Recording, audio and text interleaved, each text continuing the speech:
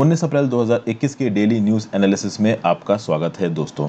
देखते हैं आज कौन कौन सी इंपॉर्टेंट न्यूज़ है। वैसे मैं आपको बता दूं कि आज ज़्यादा इंपॉर्टेंट न्यूज़ नहीं है, तो जो भी मुझे ठीक ठाक लगी वो मैं आपके लिए लेके आया हूँ। पहली न्यूज़ है, India records 2.75 lakh new corona virus cases and 1620 deaths on 18 अप्रैल 2021।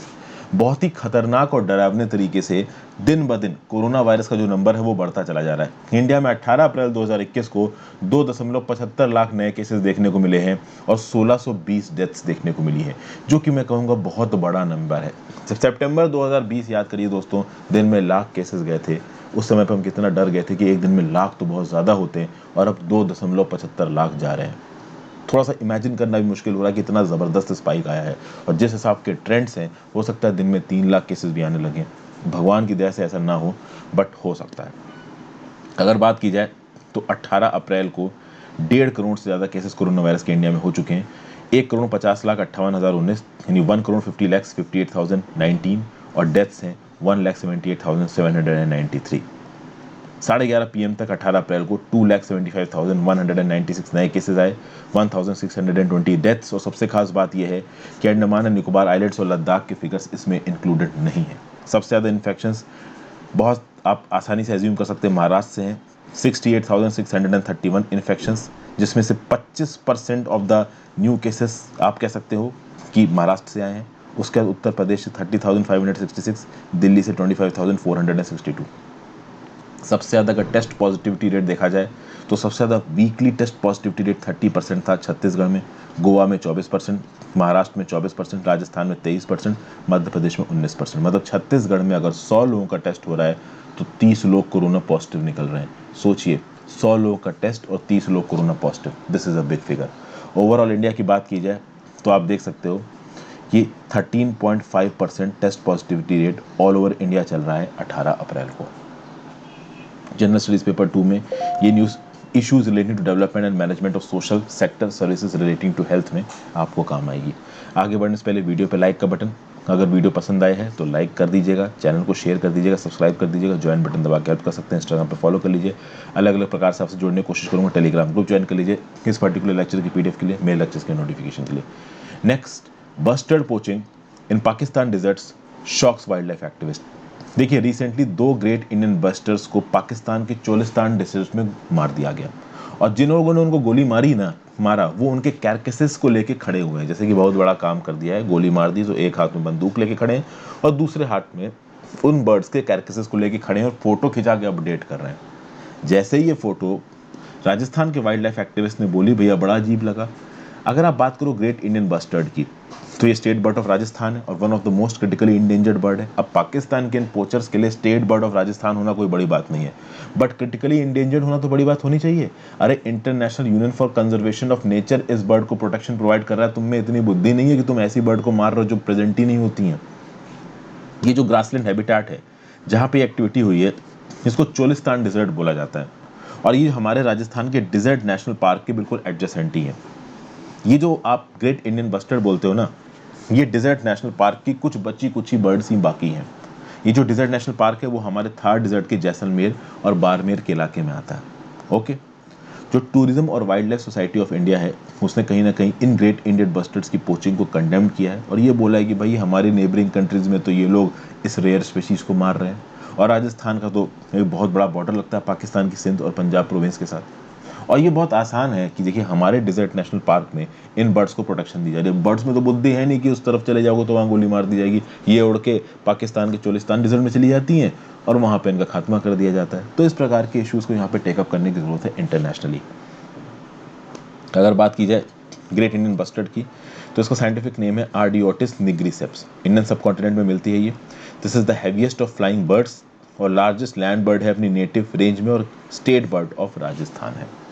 पहले ये इंडिया के सब कॉन्टिनेंट के ड्राई प्लेन्स में बहुत कॉमन हुआ करती थी।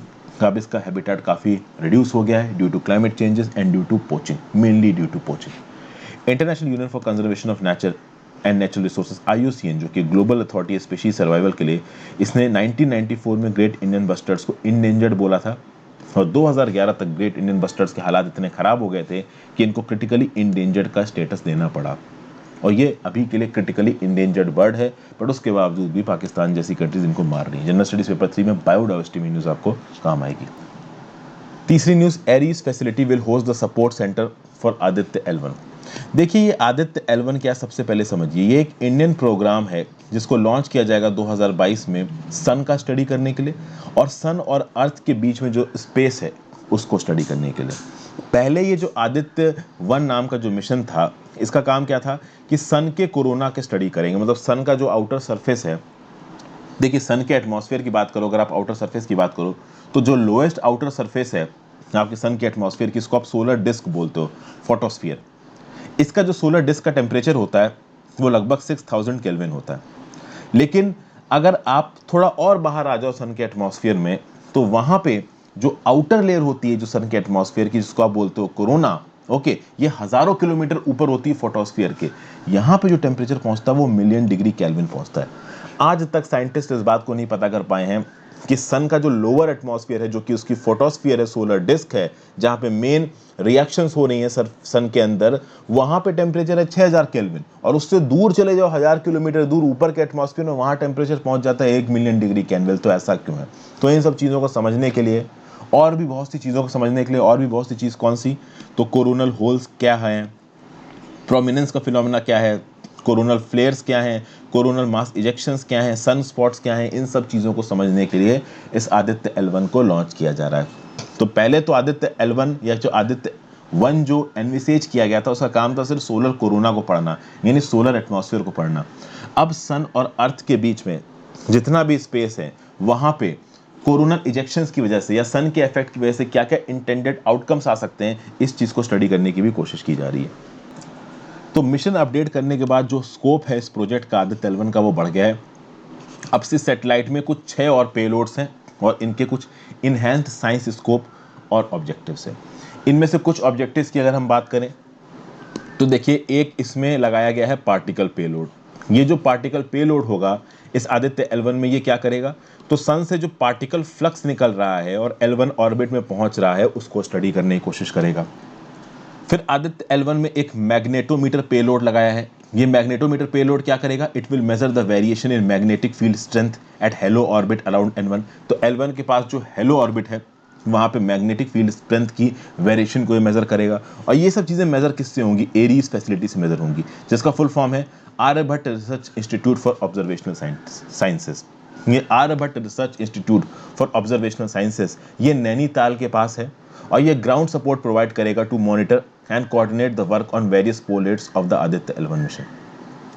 तो अगर आप बात करो तो इस आदित्य L1 मिशन को कहाँ प्लेस किया जाएगा, तो इसको L1 पॉइंट पे प्लेस किया जाएगा। सन और अर्थ के सिस्टम में एक पॉइंट होता है L1 जिसको बोला जाता है लैग्रेंजियन पॉइंट 1। हाँ भाई, सैटेलाइट को इस L1.1 पे ही क्यों प्लेस किया जा रहा है, उसका रीजन ये है कि पूरे ऑर्बिट में ये जो L1 पॉइंट है सन और अर्थ के बीच में, ये एक ऐसा पॉइंट है जहां पे सन हमेशा विजिबल रहने वाला है। मतलब अगर आप सैटेलाइट को इस L1 पॉइंट पे रखते हो तो सन और इस सैटेलाइट के बीच में कोई भी ऐसा ऑब्जेक्ट नहीं आएगा जिससे सन का व्यू इस सैटेलाइट के लिए ब्लॉक हो जाए। इसीलिए इसको L1 पॉइंट या फिर लैग्रेंजियन पॉइंट 1 भी कहा जाता है। जनरल स्टडीज पेपर 3 में achievements of science, achievements of Indians in science and technology, indigenisation of technology and developing new technology, साथ साथ awareness in the field of space में ये न्यूज़ आपको काम आएगी। नेक्स्ट न्यूज़ की बात कर लेते हैं, 220 million year old rat like creatures via microfossils. अब देखिए इसमें ज़्यादा साइंस में घुसने की जरूरत नहीं है, कुछ बेसिक नाम आपको याद रखने हैं। टिकी फॉर्मेशन नाम की जगह है मध्य प्रदेश में और यहाँ पे बहुत सारे वर्टिब्रेट के फॉसिल्स मिले हैं। यहाँ पे एक नई स्पेशीज रिसेंटली फाइंड की गई है और 2 नए जेनरा फाइंड किए गए हैं। जेनरा का मतलब क्या होता है, जेनरा का मतलब होता है कि स्पेशी एक ही है बट उस स्पेशीज के 2 अलग अलग सब टाइप्स। तो एक स्पेशीज के 2 अलग अलग सब टाइप्स हो गया जेनरा और नई स्पेशीज। 2 जेनरा जो मिले हैं वो साइनोडॉट्स के मिले हैं और ऐसा कहा जा रहा है कि ये जो रैट लाइक एनिमल्स थे ये 220 मिलियन ईयर्स पहले एग्जिस्ट करते थे। ये जो रिसर्च है ये किसने कंडक्ट की है, तो researchers from Indian institute of technology Kharagpur ने कंडक्ट की है। 10 टीथ टेम्पल्स को यहाँ पे टिहकी मध्य प्रदेश में इन्होंने स्टडी किया है और एक नई स्पेशीज को फाइंड किया है जिसका नाम है रेवाकोनोडोन इंडिकस। ठीक है, जो 2 नए जेनरा मिले हैं वो साइनोडॉट स्पेशीज के मिले हैं। समझ गए। टिगी फॉर्मेशन की बात की जाए तो मध्य प्रदेश में लेट ट्रायसिक जियोलॉजिकल फॉर्मेशन है यहाँ पे डायनासोर के रिमेन्स भी मिले हैं, हालांकि वो डायनासोर के रिमेन्स किस स्पेसिफिक जेनस के हैं ये पता नहीं चल पाया है। आपको यहाँ पे नाम क्या क्या याद रखने हैं। ये जो नई स्पेशीज है रेवा कोनोडोन इंडिकस, इसका नाम याद रखिएगा। जो टिहकी फॉर्मेशन है ये मध्य प्रदेश में है, इस बात को याद रखिएगा। और जो 2 नए जेनरा मिले हैं वो साइनोडॉट्स स्पेशीज के मिले हैं जो कि स्मॉल रैट लाइंग एनिमल्स हैं, इसको याद रखिएगा। इतनी इंफॉर्मेशन अगर आप यहाँ पे याद रख लो तो बहुत है। यहाँ पे जो जेनरा के नाम है जैसे कि टिकियोडियन, टिकिथेरियम, टिकिसुचस, और जो नई स्पेशीज का नाम रखा गया रेवा कोनोडन टिकिएनेसिस, हाइपरोनोपेनेडन, I am sorry for my pronunciation, टिकिएनेसिस एंड पैरवोडस टिकिएनेसिस। ये हाइपरोडेपेडोन टिकिएनेसिस और पैरवोडस टिकिएनेसिस ये नाम पहले ही पढ़ चुके हैं। जो नई स्पेशीज अभी मिली है वो है रेवा कोनोडन टिकिएनेसिस। ये सब नाम टिकी फॉर्मेशन के ऊपर पढ़ेंगे। टिकी फॉर्मेशन कहाँ पड़ता है तो मध्य प्रदेश में पड़ता है, ठीक है। फिर स्टडीज़ में और भी बहुत सी चीज़ें देखी गई हैं कि जो फॉसिल मिले थे उनके टीथ को साइज़ के लिए, क्राउन शेप के लिए, स्ट्रक्चर के लिए स्टडी किया गया। फिर उनको पुराने साइनोडॉट्स से मेज़र करके उसका एक ओवरऑल स्ट्रक्चर को डिवाइस किया गया। जो साइनोडॉट्स होते हैं वो एवोल्यूशनरी स्टडीज़ में बहुत ज़्यादा इंपॉर्टेंट हैं, क्योंकि आज के जो प्रेजेंट डे मैमल्स हैं वो कहीं ना कहीं इन्हीं साइनोडॉट्स नाम की स्पेशीज से मतलब निकले हैं, इवॉल्व हुए हैं। इनकी मोलर और प्री मोलर टीथ्स को स्टडी किया गया इनके एवोल्यूशन को जानने के लिए, ठीक है ना। ये जो साइनोडॉन्ट्स हैं और लिविंग मैमल्स हैं, they belong to a group of egg laying vertebrates called synapsids. और आप कह सकते हो कि जो साइनोडॉन्ट्स का लिविंग मैमल्स के साथ रिलेशनशिप है ये इनकी बोन्स में देखने को मिलता है। तो ये कुछ और एडिशनल इन्फॉर्मेशन है। ये जो स्मॉल रैट्स लाइंग एनिमल्स हैं जिनके स्पेशीज और जनरास यहाँ पे मिले हैं, कुछ इस प्रकार के ये नजर आते हैं। जनरल स्टडीज पेपर 1 में प्रीलिम्स के रिस्पेक्ट में ये चीज़ आप काम आ सकती है। कुछ स्पेसिफिक जो नाम है बस उतना नाम ही याद रखिए, ज़्यादा कुछ आप याद ना ही रखो, क्योंकि हर चीज़ याद नहीं रखी जा सकती। नेक्स्ट न्यूज़ है pharma exports grew 18.7% in financial year 2021। India के फार्मास्यूटिकल एक्सपोर्ट्स 18.71% बढ़े हैं और $24.44 बिलियन में पहुंच गए हैं 2020-21 फाइनेंशियल ईयर में, जो कि 31 मार्च 2021 को खत्म हुआ। कंट्री की जेनरिक ड्रग्स के जो एक्सपोर्ट है इसको तगड़ा पुश मिला है। जब ग्लोबल फार्मास्यूटिकल मार्केट 1 या 2% से घटा है 2020 में, इंडिया का मार्केट 18.7% से बढ़ा है। ये एक बहुत बड़ी बात है। इंडिया की जो एक्सपोर्ट कमोडिटीज़ हैं उसमें सेकंड नंबर पे सबसे ज़्यादा एक्सपोर्ट होने वाली कमोडिटी है ड्रग फॉर्मुलेशंस और बायोलॉजिकल्स। इसकी ग्रोथ की वजह ये भी है कि इंडिया की जो मेड इन इंडिया जेनरिक्स हैं ये अपनी क्वालिटी के लिए दुनिया भर में माने जाते हैं और अपने कम दामों के लिए दुनिया भर में माने जाते हैं। सबसे ज़्यादा ये जो हमारे फार्मास्यूटिकल जेनरिक्स हैं ये नॉर्थ अमेरिका में एक्सपोर्ट होते हैं। 34% of our pharmaceutical export is going to North America. दूसरे नंबर पर जो मार्केट आता है वो है साउथ अफ्रीका। तीसरे नंबर पर जो मार्केट आता है वो है यूरोप। और एक और ट्रेंड यहाँ पे देखने को मिला है कि कुछ नॉन ट्रेडिशनल मार्केट्स, वो कंट्रीज जो कि पहले इंडिया से फार्मास्यूटिकल प्रोडक्ट्स नहीं मंगवाती थी, अब वो भी इंडिया से फार्मास्यूटिकल प्रोडक्ट्स मंगा रही हैं, जैसे कि Latin America, Commonwealth of independent states की कंट्रीज और मिडिल ईस्ट की कंट्रीज। तो इंडिया के जेनरिक ड्रग्स की डिमांड पूरी दुनिया में बढ़ रही है, ये हमारे लिए एक अच्छी खबर है। जनरल स्टडीज पेपर 3 में Indian economy and issues related to planning, mobilization of resources, growth, development and employment में न्यूज़ आपको काम आएगी। तो ये थे आज की important news. Thank you for watching, have a great